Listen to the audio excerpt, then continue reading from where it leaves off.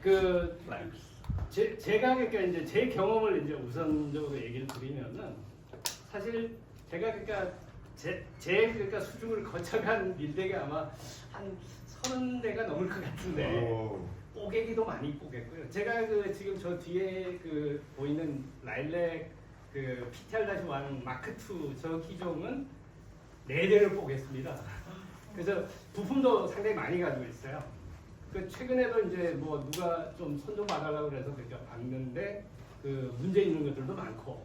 그래서 부품이 없으면은 쟤는 그러니까 사실 그러니까 수리하기가 굉장히 까다로운 기종이에요. 그 안에 이제 그 수리하기는 꽤 쉬워요. 그 뜯어보면은 모듈식으로 돼서 뭐 그 앰프부들이 그러니까 다 따로따로 돼 있어서 빼기만 하면 되고 바깥 끼기만 하면 되는 그런 구조라서 되게 그러니까 수리하기도 쉽고 그 안에 들어가 있는 부품 교체하기도 그러니까 뭐 그렇게 어렵지는 않은데 제가 그러니까 구하기가 진짜 힘들어요. 그 820 이거보다 더 힘들어요. 그 이유가 뭐냐면은 제가 2000년대 그 초까지 팔았어요. 그 릴 마지막 세대에 나온 그 제품이라서 제 같은 경우는 이제 그 돌비 HX 프로라는 그 노이즈 리덕션이 아니고 그 HX 프로가 뭐냐면은 원래는 그 B&O에서 만든 특허예요. 그 녹음을 할 때 우리가 이제 바이어스를 AC 바이어스를 거는데 그 AC 바이어스 자체가 고정이거든요. 그 이 아까 이제 높은 주파수를 그러니까 제너레이션에서 그거랑 음성 그 대역에 이제 그 시그널을 섞어서 이제 그러니까 테이프에 기록을 하게 되는데 그 AC 바이어스를 그 통상 이제 픽스로 해서 그러니까 그 이 AC 바이어스를 걸거든요. 근데 HX 프로는 테이프가 아무리 정밀하게 만든다고 하더라도 이 테이프 그 재질 자체가 이제 그러니까 자성이 그 조금 더 그러니까 그 있는 데도 있고 적은 데도 있고 뭐 그 많은 데도 있고 이런 거 아니에요, 그죠? 그때마다 바이어스를 그러니까 달리 걸어주면은 그러니까 소리가 좋아질 것이다라고 이제 생각을 하고 B&O에서 이제 그 서킷들을 만들어서 특허를 냈죠. 그래서 그거를 뭐 나중에는 여러 군데 팔아먹었는데 B&O에서 그 개발해서 이 라일렉에다가 그러니까 또 라이센시를 줘서 이제 그 제가 이제 그 채택을 해서 한 거고 그 돌비 HX 프로를 채용한 일덱이 그러니까 한 3가지 정도 돼요. A820도 안 됐고요. 그 스튜디오에서는 A807이 그러니까 유일한데 A807도 마크 1은 HX 프로가 없어요. 마크 2는 그 HX 프로 들어가 있습니다. 오타리 중에서도 뭐 여러 가지 기종이 있는데 그 M10 뭐 그러니까 그 걔네들은 그러니까 그 MTR이라고 그 붙이거든요. 그 MTR 10, MTR 그러니까 뭐 12 뭐 이렇게 그러니까 많이 나가는데 오타리 중에서는 MTR 15라는 기종이 HX 프로를 그 썼어요. 그래서 제가 이제 807도 써보고 그 지금 그 라일렉 거 써보고 그 다 그러니까 써봤는데 그 소리는 제가 제일 좋아요. 그러니까 이제 그 HX 프로가 가변 바이어스라 그랬잖아요. 테이프에 그 바이어스를 주기 위해서 테이프에 그러니까 자하 밀도를 읽어서 그게 이제 그러니까 높다 그러면은 바이어스를 그러니까 그 많이 걸어주고요. 이게 자하 밀도가 약간 낮아진다 그러면은 그러니까 바이어스를 약간 약하게 걸고 이런 식으로 이제 조절하는 게 HX 프로거든요. 그래서 고역 특성이 다른 그 녹음기에 비해서 훨씬 좋아요. 그래서 제가 이제 녹음할 때 그러니까 주로 그 라일렉 PTR-1을 쓰는 이유가 이제 그런 이유 때문에 그러니까 많이 쓰고요. HX 프로는 녹음에만 네, 녹음에만 적용되고 그러니까 재생에는 전혀 그러니까 상관이 없습니다. 그래서 돌비 그 노이즈 리덕션하고 그러니까 착각하시는 분들이 꽤 많은데 노이즈 리덕션하고는 전혀 관계없는 회로고요. 그거 이제 감안해서 이제 그러니까 녹음기를 이제 선택하는데 이제 참고 사항으로 그러니까 얘기를 드렸는데 제일 처음에 그러니까 자 제가 그러니까 밀덱을 그러니까 입문하겠다고 하시는 분들한테 가장 먼저 물어보는 질문이 밀덱 왜 하려고 하세요? 라고 그러니까 제일 먼저 그 질문을 그러니까 하거든요.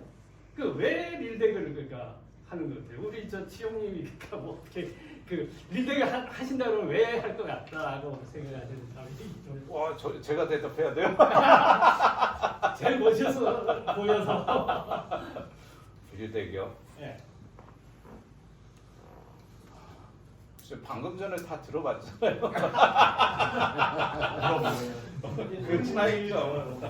그게 제일 정답인가요? 근데 이제 그 뭐 진짜 많은 그 대답을 들어보는데 그 중에 이제 가장 많이 그러니까 그 들어본 대답 중에 그러니까 이거는 설득력이 있다라고 생각하는 게 뭐냐면은 자기가 좋아하는 플레이리스트를 만들어서 좋아하는 곡만 녹음해서 듣겠다라는 게 가장 그 근접한 밀덱을 쓰는 가장 근접한 이유 중에 하나라고 우리가 생각을 하거든요. 그 실제 이제 LP를 사거나 CD를 사거나 뭐 릴 테이프를 사거나 다 그러니까 자기 좋아하는 곡 순서대로 녹음이 된 게 없잖아요. 그래서 자기만의 플레이리스트를 그러니까 만들어서 녹음하는 거를 그러니까 원하는 경우에는 밀덱이 아주 그러니까 좋은 초이스다.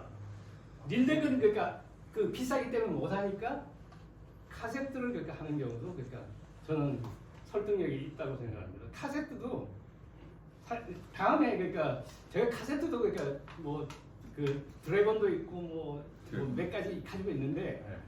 그 LP보다 그러니까 삐까삐까해요. 오. 소리가 녹음해서 그러니까 들어보면. 근데 카세트 같은 경우 저기 세대가 지나갈수록 예. 저희 음악 자체가 DB 자체가 많이 줄어들잖아요. 예. 네. 그런데 네.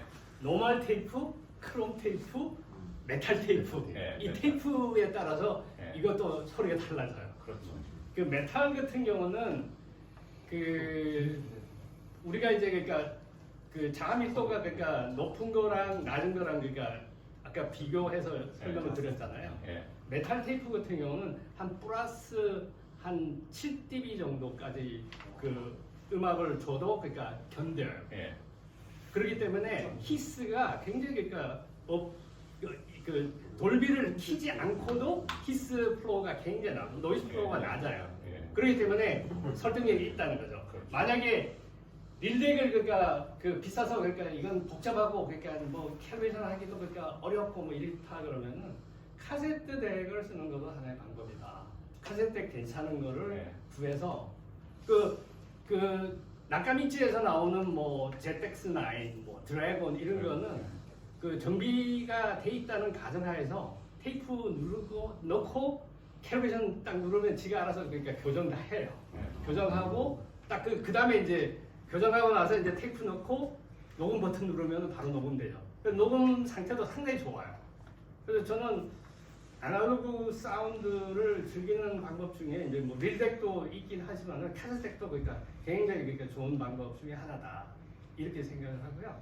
이제 다시 이제 그 릴 그쪽 그 얘기로 돌아와서 왜 이제 오신 다 사기 전에 오신 거예요? 그 릴을 과연 이제 그러니까 이제 왜 그러니까 저 선택을 하느냐부터 이제 얘기하다 이제 새길로 샜는데 실제로 그 뭐 나만의 플레이리스트를 녹음해서 그러니까 듣는 경우. 그 다음에 아까 이제 잠깐 이제 쉬는 시간에 그 디지털 음원을 릴 테이프에 녹음해서 아날로그 틱하게 바꿔서 그러니까 듣는 이런 취향의 그 사람들도 있어요. 그래서 릴 그 테이프에다가 그 CD나 이런 디지털 소스를 녹음해서 들으면은 그 EQ나 그 디지털에서 없는 EQ가 개입이 되기 때문에 실제로 굉장히 아날로그틱하게 바뀝니다 소리가. 그래서 그것 때문에 이제 이게 아날로그 소리인가 뭐 이런 생각을 들으면 하면서 그러니까 듣는 분들도 계세요. 아니 방송국도 이제는 다 디지털로 전송을 하는데 예. 그 튠에서 나오는 소리가 곧잘 듣게 되고 좋더라고요. 네네. 그 튜너는 그러니까 저는 뭐 튜너일 뿐이다라고 생각을 그러니까 하는 이유가 FM 그 동기하는 그 부분이나 이런 거를 그러니까 자세히 보면은요 안에 그러니까 시그널들을 굉장히 많이 집어넣어서 그러니까 쏘거든요. 그러면서 이제 좀 깎아먹는 부분들이 많아요. 그러니까 편하게 우리가 이제 그러니까 그 소스가 그러니까 뭐 그 내가 걸어야 되고 뭐 이렇게 하는 것보다 스트리밍이 그러니까 대세가 된 이유는 편하기 때문에 튜너도 편하기 때문에 저는 그렇게 생각해요. 그냥 편하게 그냥 뭐 조절할 것도 없고 그냥 틀어놓으면은 음악 나오니까 그런 거를 뭐 예전에는 우리 카세트 그 시대만 해도 이제 자기 좋아하는 곡을 그 FM 방송에서 나온 걸 그러니까 녹음해서 많이 들었잖아요. 그런 거를 만약에 그 테이프로 녹음해서 그렇게 듣는다. 그 음질적인 그러니까 문제가 아니고 나만의 플레이리스트를 그러니까 만드는 의미에서는 상당히 그러니까 의미가 있다고 그렇게 봐요. 릴 초보들이 이제 구매해도 실패하지 않을 만한 기계들이 어떤 것들이 있어요? 일단은 릴 초보자들이 이 근저할 수 있는 것들이 네. 가장 많이 보급된 기계를 그러니까 선택하면은 실패할 확률이 그러니까 낮죠. 네. 가장 많이 보급된 기기들이 스튜디오에서 민수용 그러니까 디비전으로 51년도에 아마 그러니까 스튜디오에서 그러니까 리복스라는 회사로 그러니까 빠져나온 이게 같은 위에 그러니까 이제 아버지는 똑같죠. 네. 근데 이제 자식 때서 리복스가 네. 만들어지면서 이제 리복스에서는 민수용 기기 그 프로용 기기가 아니고 민수용 기기로 만들었는데 네. 뭐 A77, B77 뭐 이런 시리즈부터 시작해서 상당히 많은 그 기기들이 그러니까 나왔어요. 그 보급도 상당히 많이 됐습니다. 그래서 그 A77은 조금 이제 문제가 있고요. B77이나 PR99 정도면은 뭐 예전엔 쌌어요. 네. 한 그러니까 4, 50만 원부터 시작해서 진짜요? 한 60만 원 이 정도면 구할 수 있었던 게 네. 지금 200만 원이 넘었더라고요. 네. 우와. 많이 비싸졌죠. 네, 많이 비싸져서 일단은 그렇고 차이점이 있습니다. 네.